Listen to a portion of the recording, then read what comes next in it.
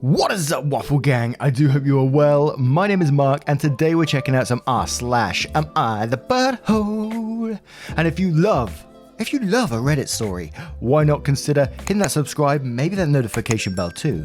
Let's just jump straight in to today's stories, you cheeky so-and-sos.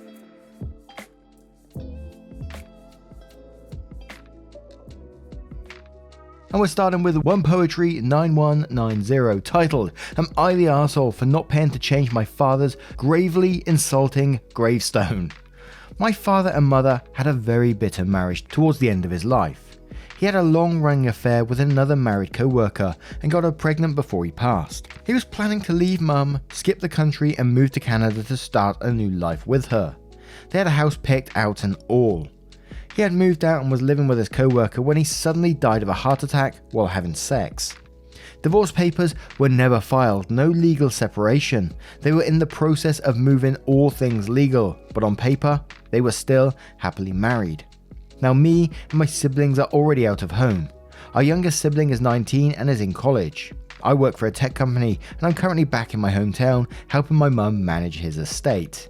Well, my mum was hurt and petty and marked his gravestone as in loving memory of John Doe, son, husband, father, and adulterer.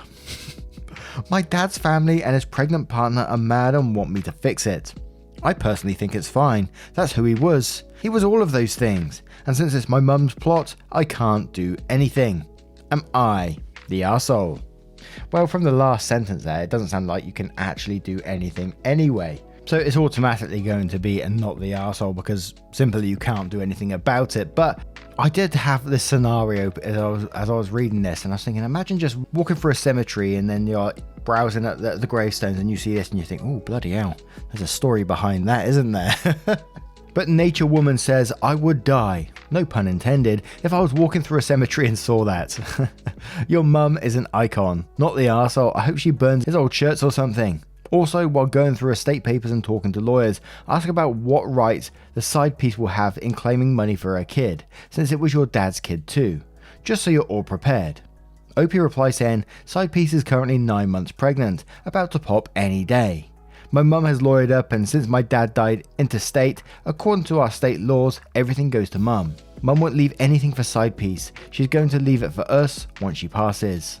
Dodo says not the arsehole and quotes, and since it's mum's plot I can't do anything, and then says so, not even your drama. Quotes again saying my dad's family and his pregnant partner are mad and want me to fix it, and then says stay out of it, tell them to talk to your mum.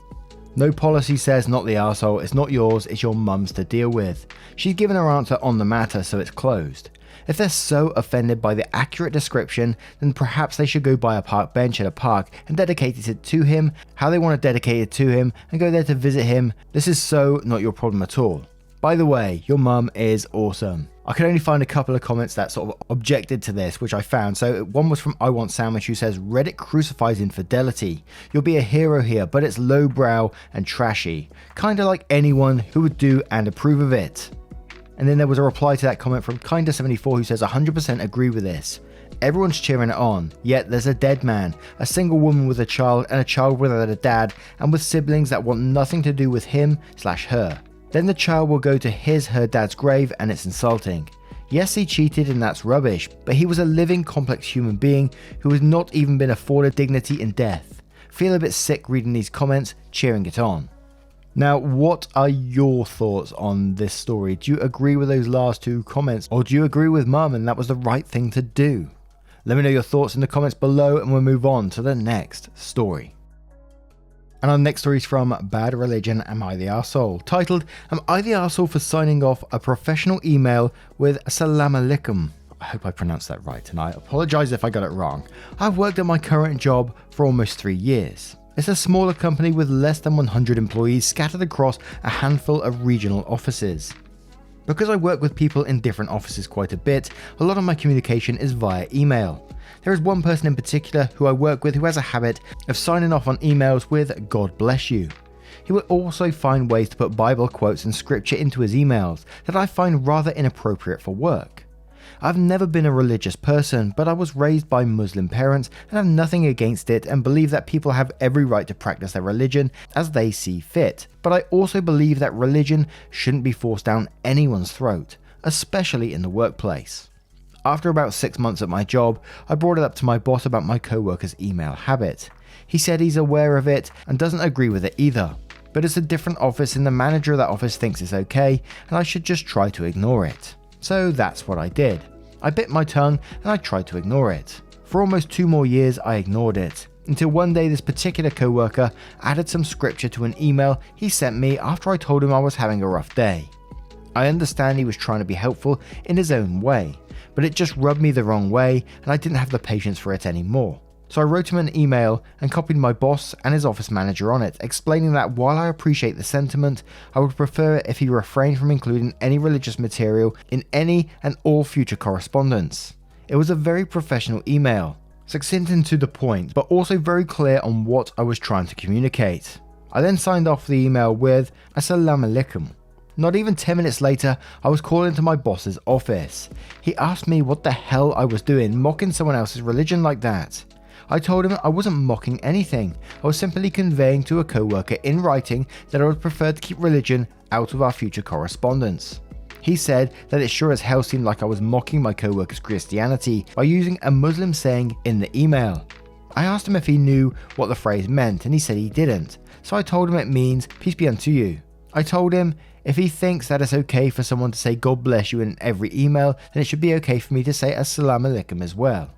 He told me to leave his office and get back to work. A couple of days later, there was a company-wide email put out by the CEO outlining new email policies regarding religion, politics, and other personal views. It was very clear laid out that none of that kind of personal viewpoint should be included in any company email, no exceptions. Shortly after that email was sent out, my Christian co-worker sent me a text to my personal phone that simply said, "I hope you're happy, arsehole." Now this is definitely not the arsehole to me, but co-worker and obviously people running the office are arseholes as well. The people in the office, because they could have sorted this out a lot quicker, and since this isn't really acceptable in the workplace. Like OP said, you shouldn't force religion upon anyone. It's that simple really, and in a professional workspace it's just not appropriate.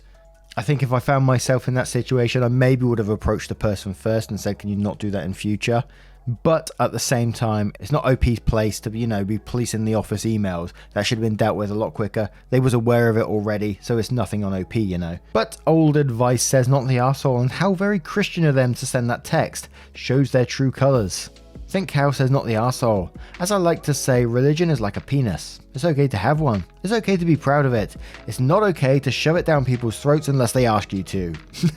Easy Hedgehog says not the arsehole. They never should have allowed him to include Bible verses. Their reaction to what you said just shows their pro-Christian bias and Islamophobia. Muskie's Fan 1 says, not the arsehole. You tried cordially and professionally to approach the situation. Your co-worker continued, so you responded in kind. I do find it quite odd that there was no real office policy on the matter until a non-Christian religion was brought into the mix. All of a sudden, it was an issue that your boss felt the need to address. I'm sure your co-worker was pissed, his boss was probably pissed, and it caused a company-wide policy change. Seems very unprofessional and unaccepting to me. If one religion is allowed, they all must be allowed. I'm surprised your co-worker didn't come back with the Christians are persecuted BS. You need to show HR this text message. Your co-worker seems to enjoy constantly creating an uncomfortable workplace for you. Religion, politics, and sex should not be discussed at the office. That's a pretty solid general rule to follow. However, if one religion is viewed as acceptable, they all should be as well. You can feel free to include that discussion with HR when you show them that text from your co-worker. And one more from Disney Addict 2021 who says not the arsehole. Be really petty and reply, forwarding to HR. Have a blessed day. Now, what do you guys make of this one? Let me know your thoughts in the comments below and we'll move on to the next story. Guys, you may need to brace yourself for this next one. I've only read like the first paragraph so far, but this is from No Mechanic 1220 titled, Am I the Arsehole for drinking whiskey in the office at 10:30 in the morning? I, 38 male, work a stressful job in finance. After years of climbing my way up the corporate ladder, I finally became a VP at my firm, which comes with its own office. I consider myself a classic kind of guy. And one of the things I admire most about the workplaces of the 1960s, think Mad Men, etc., is that the characters always have a jar of whiskey in their hands no matter what time of day it is. Back when I worked the trading floor, it would have been uncouth to do such a thing in front of my colleagues, but I figured no one would care about it now that I have my own office. I recently purchased some whiskey jars and a premium bottle, $500+, which I store openly on my desk. I work with some high-end clients and I always offer them a glass when we have an important meetings. Unfortunately, none of them have ever accepted, so not wanting to let the whiskey go to waste, I've started sipping on a couple of glasses by myself throughout the day, sometimes as early as 10:30 AM. That was until yesterday morning when one of my bosses, CTO, burst into the office unannounced and caught me sipping. He looked shocked, turned his back and left. At this point the bottle was about half empty, so it probably looked pretty bad to him. No shit, although I must add that it was consumed over the course of a whole week. I was drinking slowly enough that it didn't affect my work in any way. He sent me a long email about how I have a problem and he's going to contact HR. In the heat of the moment I sent him a reply, telling him maybe he needs a glass or two to lighten up. I'll admit to being an arsehole for that part. I'm scheduled to speak to HR tomorrow and I'm shitting it. Reddit, am I really an arsehole for sipping whiskey privately in my office? Now this is an absolutely wild one that, could definitely go down the route of alcoholism here. Drinking at 10 AM in the morning in your own office by yourself, is a bit concerning, I got to say. But also trying to replicate some TV show because you've just got yourself an office is absolutely wild. I've just got this picture of like a big glass front office and OP stood there with a glass just looking out over the office while he's sipping away to himself. Perhaps with a cigar, even though you can't smoke inside these days. And I wonder if you're actually going to be losing yourself some high-end clients by offering them a drink at God knows what time in the morning, whiskey, and say, how about a glass yourself? And then you went and replied, after you got caught, you replied with an email saying maybe you need a glass to lighten up or two. Why? Why did you think this was a good idea? And although it's an absolutely ridiculous situation, I still find it a bit of a sad one and I hope you find yourself some kind of help. But Muted Kiwi says, yes, you're the arsehole. You're the alcoholic. Booster Gold says, you're the arsehole. Not only are you unprofessional, but that email response is going to put a great deal of fuel on the fire. In my experience, this is just not a common thing and is actively down upon today, if not outright restricted. Even as innocently as you think it is, and as you present it, drinking alone at 10 AM on the job smacks of alcoholism. It's entirely possible that you get fired due to that email reply. They smack secretaries on the arse in Mad Men. You're going to imitate that too. Shoddy Growth says you're the arsehole. Your employer is expecting you to be sober in your work time. Also, you are trying to mimic TV characters, which is weird. Cashew VG says, I honestly can't tell if this is a joke or not. This isn't the 1960s. It isn't acceptable at any company to be drinking on the job, and I honestly don't believe you have that position with how you act. Someone in your position would never have sent that email back. Complete you're the arsehole, and you're also living outside of reality. When you lose your job, if it's even actually your job, you'll get a big reality check. Future Hockey Dad says, yes, you're the arsehole. You're not fucking Don Draper, you goof. Dude, you're probably getting fired. And one more from Glittering Jess 317 who says, you're the arsehole. This is not the 1950s where people light up cigarettes and hit the whiskey bottle in the office. This makes you look like you have a problem, which is alarming because as VP in finance, you have access to sensitive information. Not taking it seriously compounded the problem. You made it to VP. Now learn to read the room. You need some serious damage control. Send an apology email, get rid of the booze, and humbly prepare for your HR meeting. Kind of surprised he didn't get himself one of those like globes you can open and put the drinks in. I see them in like those programs as well. But what are your thoughts on this one? Do you think OP will end up getting fired from this? Is there a way they can get around it? Wowzers. Let me know your thoughts in the comments below and we'll move on to the next story. And our next story comes from a throwaway account. Am I the arsehole for sending my son to his dad after he broke his sister's phone just because she called my husband dad? When my husband first met my kids 4 years ago, Sarah 14, Jonathan 17, things were tense. Although my husband loved them instantly, Jonathan decided to make it hard and influence Sarah to do the same. He treated my husband poorly, called him the guy mum married, broke/thrown his stuff, and shut him out when he tried to get close. We got family therapy, but Jonathan refused and tried to stop Sarah from going. Sarah was hesitant, saying she promised Jonathan not to do what her stepdad wants and was afraid he'd get angry. She then attended therapy and things started working out between her and my husband. They got close, which upset Jonathan, who tried giving Sarah, didn't know then, punishments for betraying his orders. We tried getting Jonathan in therapy again, but my ex defended his decision and demanded we leave it alone. Things have calmed down then. Yesterday morning at 8, Sarah rushed into the kitchen where I was washing glasses while Jonathan and my husband were sitting having breakfast. She was looking for a phone charger, but didn't find it in her room. She quickly turned her face towards my husband and said, "Dad, Jonathan, have you seen my phone charger?" Me and my husband and Jonathan paused. This was her first time ever calling him Dad, and it came unexpectedly and naturally. My husband tried to answer but was too overwhelmed to speak. His eyes were teary, he couldn't hide it even when he tried. Sarah didn't even notice, she just tried to rush out to keep looking. Jonathan followed her. My husband bit his lips and kept looking at me, then started crying. I was genuinely smiling, which is awful since he was a crying mess, but I was just so happy for him. Then I heard a noise coming from the upstairs. It was Jonathan yelling at Sarah for calling her stepdad Dad. He punished her by throwing her phone and breaking it. She cried, telling him to leave her alone, but he kept yelling, saying she betrayed their real dad and called this guy Dad. I got involved and asked him why he broke Sarah's phone. He called her a traitor, but I replied my husband did nothing to treat him this way and his behaviour was out of line. I said either respect this household, his stepdad, his sister and me, or go stay with his dad till he agrees to get therapy and change his behaviour. I contacted my ex saying Jonathan will go stay with him for now and therapy's in order since I can't let him intimidate Sarah, especially after Sarah told me she's afraid of him. My ex fought with me saying I chose a guy over my own son. Typical. He got his family involved and they called me cruel for kicking Jonathan out of his home, even after I explained how he's been treating his sister. I give him options to get therapy or stay with his dad. No one seems to agree with me, but I think that no one is seeing, or maybe they're turning a blind eye, how Jonathan has been mistreating his sister. She needs to feel safe in her own home and be able to express herself without being punished and intimidated by her older brother. Now, I got to say coming into this one, from what I can see, is that you've done pretty much all that you can, the right things. You offered therapy and you've even had to take it down to an ultimatum, either his dad's or therapy. But what you're doing in this is just protecting your daughter from almost like bullying behavior in this to me. Your son seems to think he has some sort of authority to be able to punish his own sister for the way she's feeling after she's getting therapy and coming to terms with her stepdad.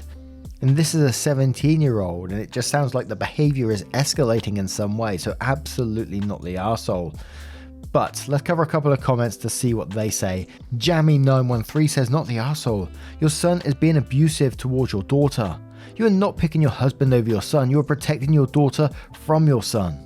And it may be it's best he stays with his dad if he finds your husband so offensive to the point he acts out like this. Your ex is also partially to blame for enjoying the abuse your son dishes out to members of the household due to his dislike of you remarrying. I understand he's hurt, but that doesn't give him a right to destroy or break property that doesn't belong solely to him. Therapy or move to dad sounds pretty darn reasonable in my opinion. And from that comment, I wonder if the bio dad actively encourages this as well. But Fuzzy Mike says, not the arsehole. The issue I see isn't between your son and your husband, but between your son and your daughter, who he thinks he has the authority to punish. But I'm not a therapist who would have the training to see what the issue really is. I think everyone would be doing your son a disservice if they frame this as bio dad versus the man that turned his mama on. Your son has issues that need to be addressed wherever he lives. Freaking Marida88 says, not the arsehole. No offense, but your son is a power-hungry abuser. Yes, abuser. He's keeping his little sister from doing what she wants out of fear, and thus far, no one has bothered to stop him. And now he ruined a lovely little moment with his abuse.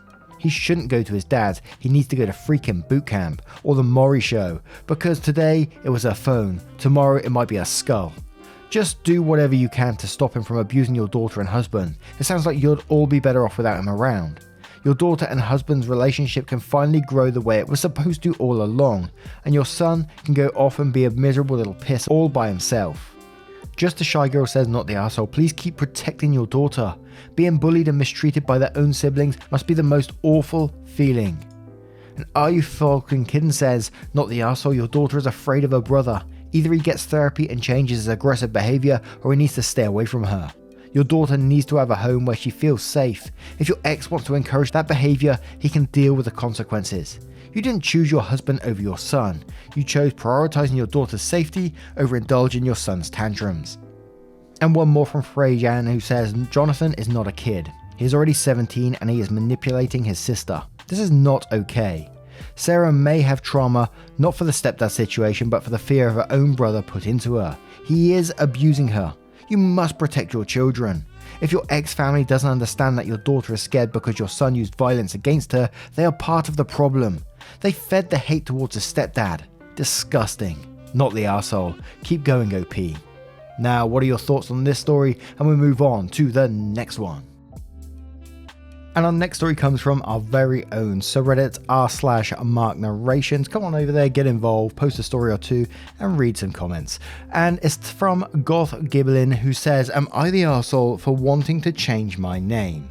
Hi Mark, love your videos and sorry in advance for any bad spelling. I'm dyslexic. No problem. So I'm non-binary, 17, and I found my ideal name a while back. It's Lucian for those interested. I haven't legally changed my name, but all my friends call me by my preferred name. Anyway, onto the story. I was talking to a friend at college when they mentioned something amazing. They told me that if I talked to the college safeguarding team, they would talk about changing your name. As you can imagine, I was ecstatic and started to ask how to get in touch with them. My friend told me to look on the college website to find the email. Naturally, when I got home, I was so excited that I told my mum. Big mistake. She went off about how my dad picked out my name. He died about a year ago, and how if I changed it, she would be so angry with me.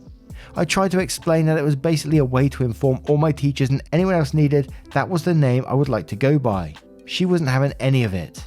I felt crushed, and it was like it was my fault she was so upset. I thought on it for a while, and I'm torn. On one hand, I really want to go through with changing my name, but on the other hand, I feel like an asshole for not wanting the name my dad gave me. So, am I the asshole? Now on this one, I'm going to come at it from two angles. You're absolutely not the arsehole if you wanted to change your name. You know, this is your life. You're the one who has to live it. And in some ways, we're all responsible for our own feelings and controlling those feelings. I think I do understand that why your mum would be upset, especially, you know, it's the name that your dad gave you. There's a lot of memories and stuff behind your name. But it's up to your mum to control her own emotions in this particular one. As I said, I do understand why she may be upset about this. I don't want to totally play down your mum's feelings in this, but this is your choice in the end. And you clearly have a lot of love and respect for your mum. So I do wonder if there's a way of just, you know, sitting it down and explaining fully how you're feeling about a name change and how important it is to you and why. And maybe a way of incorporating, you know, your current name into it, maybe a middle name or something like that. Just chucking stuff out there, I don't really know. But I gotta say, it's a not the arsehole from me in this one. And Janda125 says, your name is a you issue. If you want to change your name, then go right ahead. Your dad may have chosen your current legal name, but you can always switch it to your middle name if you still want to honour his choice. Yep. You just be who you be, and who that is no one else's business. Not the arsehole. Emotional Hazard says, not the arsehole. I grew up my whole life with a surname that was neither my mum or dad's, as my dad changed his when I was a kid. I spent years begging my dad to agree to sign me to let me have the same surname as my mum. He only let me change to his surname, but that was never going to happen as he was a complete arse. The day I got the papers with my new surname was a huge weight off mentally, so I can completely understand wanting to change your name to fit who you are as a person. I can certainly see where your mum is hurt, but I think someone else has said maybe you can use your dad's name as a middle name to still keep a hold of it. I hope no matter your choice you end up with a name you love. Lovely comment there. And Bugs Ratty says, when my son was little, he had an absolutely adorable sweat outfit. I was really sad when it no longer fit him. Kinda wished it would grow with him. However, no matter how much I liked it, no matter how much he liked it, and no matter how cute it was on him, the time came when he had outgrown it. The name your father gave you may have had value for a while, and for that reason you can always cherish that it had been given to you. But if it no longer fits, then it may be time to put it away. Not the arsehole. Art by L says, not the arsehole. A name is something really personal, and if you don't connect with it, you have all the rights to change it. I sympathise with your mum. She only lost her husband a year ago and she associates your given name to your dad. Hearing you want to change it might be hard for her for that reason. I'm not saying this to try and convince you not to change it, you should definitely do it. I'm saying it more to help you understand what your mum might be going through. She's probably not upset with you, but she might be upset because it reminded her of your father. This is all speculation though. You might let it settle a bit and come back to your mum when she is calmer and explain why you want to change it. And one more from Skullbone who says, not the arsehole, but may I offer a perspective from a mother. When I found out I was pregnant, I was overjoyed and from that moment started playing with names, both for boys and girls. When I found out she was a girl is when it really became an exciting process to find that name, and it made it even more special because it was something her father and I did together for months. It was basically one of the first family bonding moments. You can have a child before they are born. I'm not against you changing your name. If you're an adult, it's your choice. I just really hope you think about it for a bit. Now, what do you guys think of this one? Let Goss Giblin know your thoughts and we'll move on to the next story. Thank you for sharing that one. And the next story comes from, am I the arsehole husband dress? Am I the arsehole for not wearing the dress my husband told me to and upsetting my mother-in-law at her anniversary party? My husband and I haven't been getting along at all recently. As far as everyone we know is concerned, we're happy as ever though. So I still go to all the events he goes to. On Saturday, my in-laws hosted a party to celebrate their anniversary. A few days before the party, my husband gave me a dress and told me to wear it on the day. It rubbed me the wrong way, and even though the dress was beautiful, I decided I wouldn't wear it. When it was time to leave and he saw I was wearing a different dress, he told me to go and change.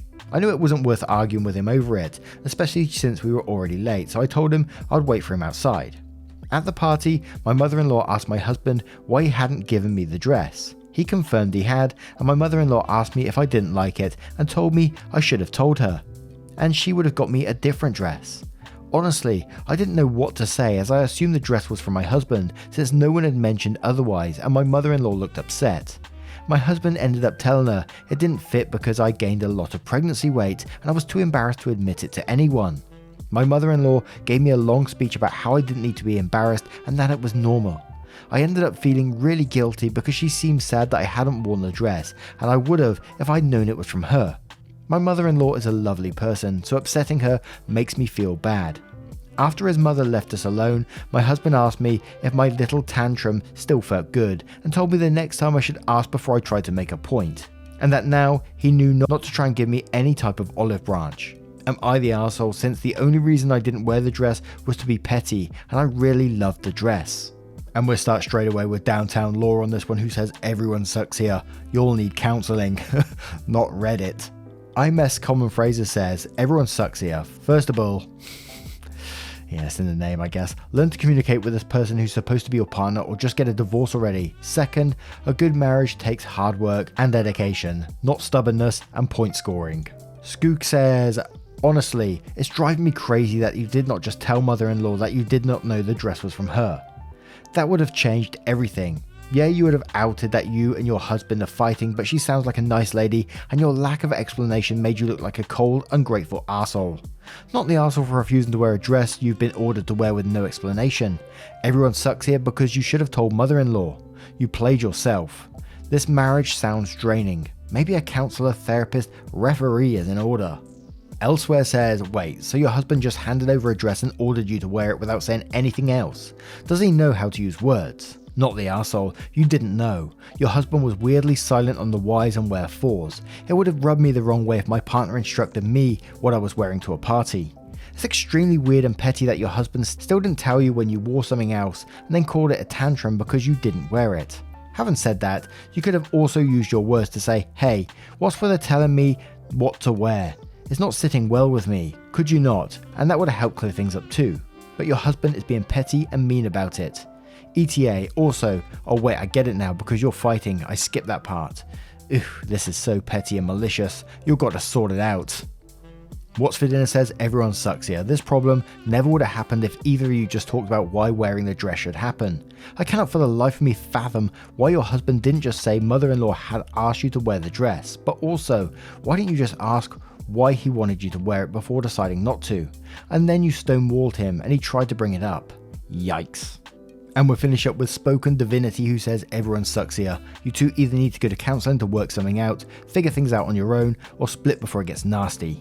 You shouldn't be petty. He shouldn't aggravate the situation. Everyone but mother-in-law sucks. Now, what do you think of this story, and what do you think of today's collection of stories? What are your verdicts? Let me know your thoughts in the comments below if you have a moment of your time to do so. And just a huge thank you for spending 20 to 30 minutes with me today, getting involved with the channel. It means the absolute world. It's absolutely crazy of you, and I'm always thankful for what you do. And I will see you in the next one. Take care, guys. Much love.